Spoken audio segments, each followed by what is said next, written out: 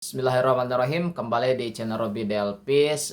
Kali ini saya ingin membahas satu pertandingan yang akan berlangsung hari besok di AFC 2 ya, antara Thai Fort FC, klub asal Thailand yang akan menjamu Persib Bandung ya, klub asal Indonesia.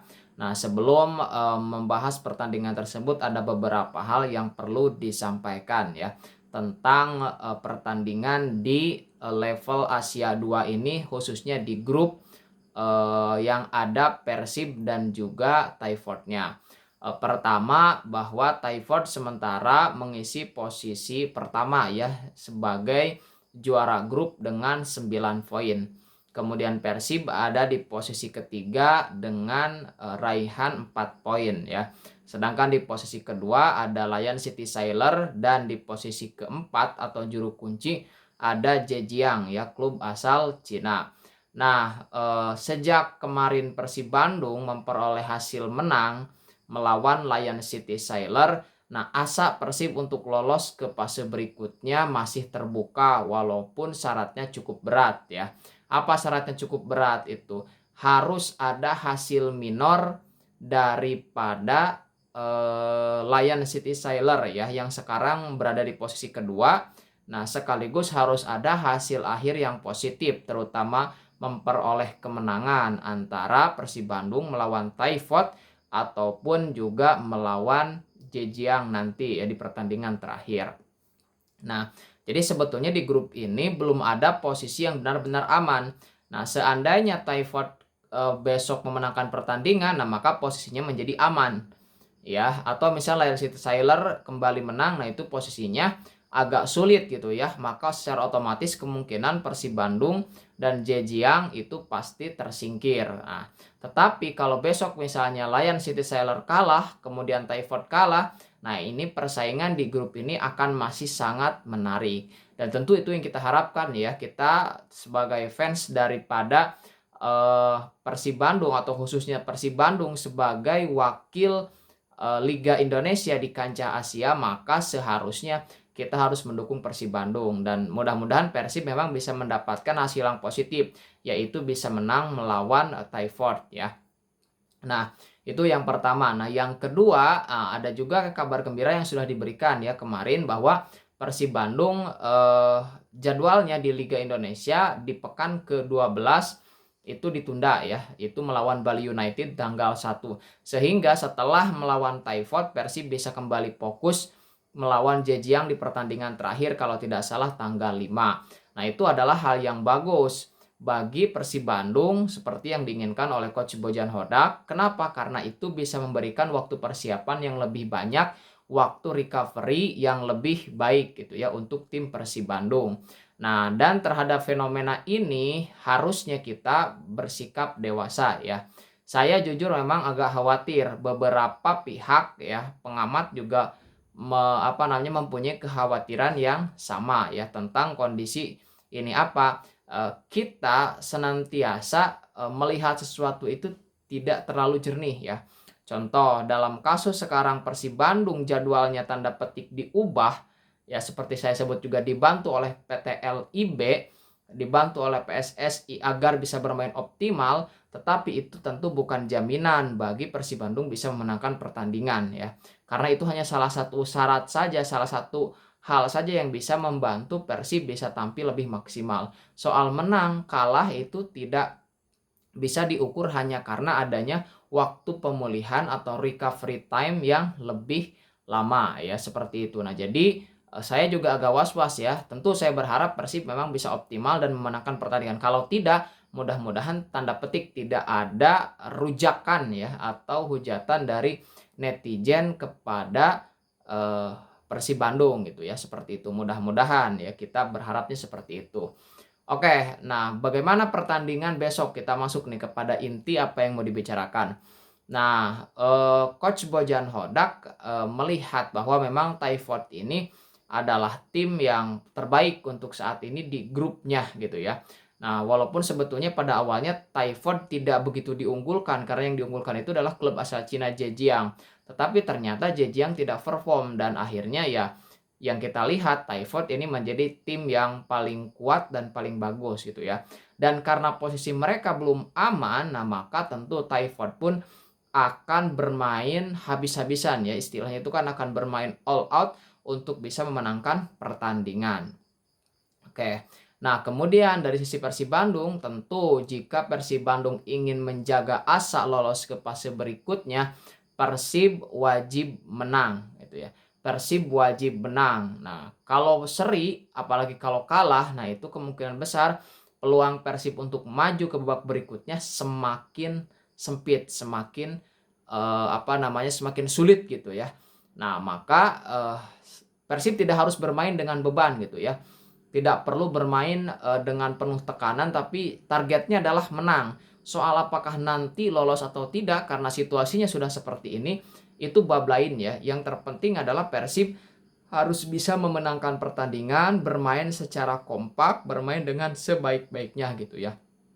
Kenapa? Karena kalau kita lihat pertandingan-pertandingan sebelumnya, pertandingan pertama itu kan lawan Tayford gitu kan. Persib Bandung kalah 0-1 gitu. Itu pun di menit akhir gitu kan. Kemudian melawan Zhejiang juga kalah gitu kan. Nah, itu gara-gara tanda petik ya, ada satu kesalahan yang dilakukan oleh pemain Persib Bandung gitu ya. Kita nggak perlu sebut siapa. Kemudian di pertandingan melawan Lion City Sailor pun sama gitu ya. Nah, baru di pertandingan terakhir itu juga kesalahan awalnya kemudian bisa diminimalisir, kemudian bisa comeback di babak yang kedua. Oke. Jadi secara permainan Persib Bandung sebetulnya secara umum itu bisa mengimbangi tim manapun itu ya, mau Zhejiang, mau Lion City Sailor ataupun Thailand. Terbukti kan dengan skor-skor yang kecil itu menunjukkan bahwa persaingan di grup ini sangat ketat. Nah, dan seperti yang sudah saya katakan atau sering saya jelaskan bahwa di pertandingan yang memang ketat gitu ya, ketat dalam artian keduanya berusaha bermain dengan waspada, dengan penuh hati-hati gitu kan, dengan dedikasi yang tinggi, determinasi yang tinggi. Nah, maka ada dua hal, ada satu hal sebetulnya yang harus betul-betul diwaspadai. Apa itu? Jangan melakukan kesalahan. Nah, ini jangan lakukan kesalahan atau minimalisir kesalahan gitu ya.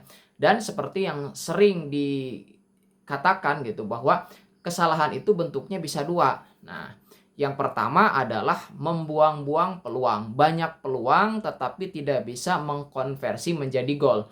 Itu adalah kesalahan.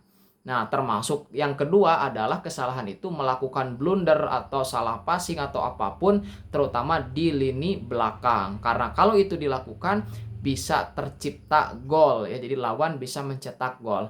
Nah, maka kalau kita lihat hasil-hasil yang diperoleh oleh Persib Bandung di pertandingan AFC 2 ini, sebetulnya Persib adalah tidak mampu meminimalisir kesalahan-kesalahan terutama di lini belakang ya, di lini belakang. Itu bukan berarti lini belakangnya buruk, tidak. Tetapi secara umum selalu ketika Persib diserang gitu kan, terlihat agak kurang kompak, agak kepanikan gitu ya.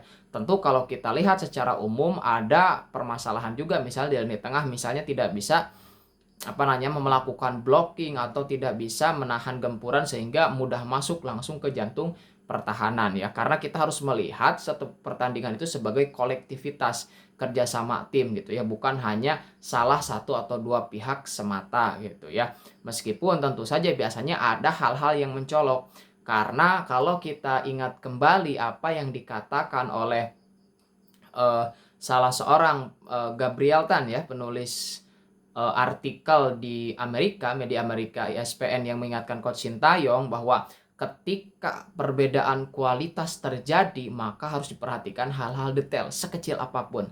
Nah, jadi sebisa mungkin Persib harus bisa meminimalisir kesalahan-kesalahan sekecil apapun supaya bisa memperoleh hasil yang maksimal. Oke ya. Dari segi formasi dan taktik tentu kita sudah tahu bahwa Persib Bandung itu kalau di Liga 1 itu kan lebih ofensif. Nah, sedikit menguasai bola kemudian mengandalkan serangan balik. Nah, kalau di AFC itu dari 4 pertandingan yang sudah dilakoni, Persib Bandung memang bukan cukup berani, istilahnya itu lebih defensif, kemudian mau mengambil ball possession, jadi bermain di di lini belakang gitu ya, mencoba mengambil possession gitu.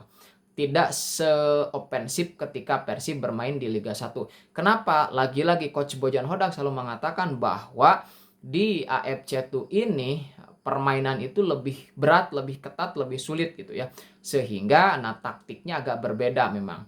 Nah, formasi 3-4-3 yang bertransformasi menjadi 5-4-1 atau misalnya menjadi 3-2-5, nah itu harus bisa dioptimalkan, nah terutama ketika mode bertahan ya. Ketika bertahan Persib harus betul-betul kompak.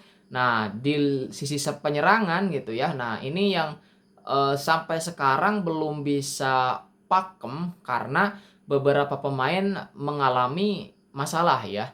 Contoh David da Silva yang menjadi ujung tombak, nah itu kadang-kadang bermain, kadang-kadang tidak. Kalaupun tidak cedera kan mengalami sakit gitu ya, walaupun pada pertandingan besok David da Silva dibawa gitu ya. Nah, ketika David da Silva bermain memang tingkat berbahaya Persib luar biasa gitu ya. Karena David da Silva punya pergerakan tanpa bola yang bagus, kemudian kemampuan finishing yang luar biasa. Nah, kemudian kemampuan holding the ball-nya, menjaga bolanya juga luar biasa. Dan tentu kekompakan dengan Ciro misalnya dan beberapa pemain itu sangat luar biasa gitu ya. Nah, sisi yang lain itu juga cukup mendukung ketika jadi David da Silva ini kan ujung tombak ya. Ketika dia main itu terlihat bahwa serangan Persib itu memang akan ke sana, tetapi David da Silva secara umum bisa diandalkan gitu ya. Bisa diandalkan seperti itu. Nah, terlihat bagaimana Ciro Alves pun ketika David da Silva tidak bermain masih agak kesulitan dalam memberikan umpan ya, karena biasanya kan semakin lama satu atau dua pemain itu bermain, itu kan akan semakin terlihat. Bahasa kasarnya kan begini, kenapa dia bisa seolah-olah mengerti pemain tersebut ya, karena saya sudah tahu dia akan lari kemana, kemudian dia akan seperti apa, umpan seperti yang dibutuhkan dan seterusnya. Beda ketika memang kedua pemain ini jarang bermain gitu ya. Nah, dan Ciro Alves dengan David da Silva kita tahu ya sudah dalam 2 musim terakhir, bahkan sekarang musim ketiga, itu kan menjadi duet maut ya, istilahnya itu dynamic duo yang luar biasa gitu, seolah-olah tanpa melihat tetapi keduanya sudah bisa gitu ya. Nah, masalah finishing ini mudah-mudahan tidak menjadi masalah di Persib Bandung ya. Dan David da Silva ya, meskipun kemarin sempat sakit, mudah-mudahan bisa kembali bermain sehingga bisa memetik hasil yang baik gitu ya. Nah, tapi apapun itu kita menanti ya kemenangan kedua dari Persib Bandung. Jadi seperti yang dikatakan tadi, apapun bentuk taktik dan seterusnya, nah Persib Bandung harus bermain nothing tulus tanpa beban ya. Apakah tanpa harus memikirkan pertandingan lain, menang atau kalah yang lain, yang penting Persib wajib menang. Kenapa seperti itu? Ya karena Persib secara permainan melawan Taipo saya kira tidak kalah gitu ya. Itu punya peluang untuk bisa memenangkan pertandingan ini, sehingga ya kita berharap Persib bisa menjaga performnya gitu kan, dan kemudian bisa memberikan penyelesaian akhir yang positif. Nah, prediksi saya kalau Persib bisa memberikan penampilan terbaiknya, Persib bisa menang ya. Skornya mungkin tidak clean sheet tetapi bisa lah, yaitu 2-1 untuk kemenangan Persib Bandung. Oke ya. Kita tunggu saja kemenangan Persib besok ya. Saya yakin Persib akan habis-habisan juga, mengingat bahwa ini adalah pertandingan yang sangat menentukan gitu ya. Dan ketika Persib bisa menang, ini akan memperbaiki koefisien liga kita. Oke, sampai di sini. Bagaimana komentarnya mengenai pertandingan besok? Silahkan boleh di kolom komentar.